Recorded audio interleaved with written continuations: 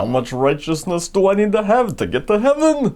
Thank you so much for joining us. We're continuing our verse-by-verse study going through Matthew chapter 5. We're in verse 20 today, which says,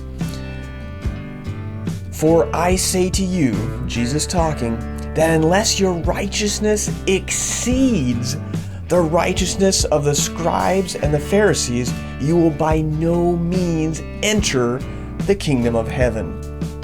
So, the scribes and the Pharisees, they would go to such great lengths to follow the law, the Old Testament do's and don'ts, to the gnat's eyebrow.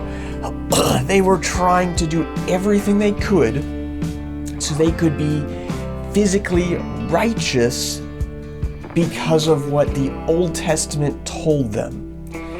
And they did some strange things. They still do strange things. There's a Shabbat or a Sabbath day elevator. And as far as I understand, it's still in use today. And you don't press any buttons. It stops at every single floor because it would be work to press the button. So they would do some crazy stuff. But what Jesus is talking about is that, well, it asks the question, why is the law here? The law was given to show us, according to Galatians chapter 3, verse 24, that it was given to show us that we couldn't do it on our own, to show us that we needed a Savior. The law was our tutor to bring us to Christ, where we might be justified by faith.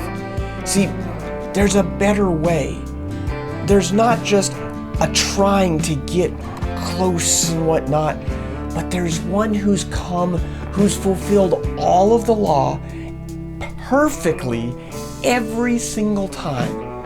And his name, we call him Jesus Christ.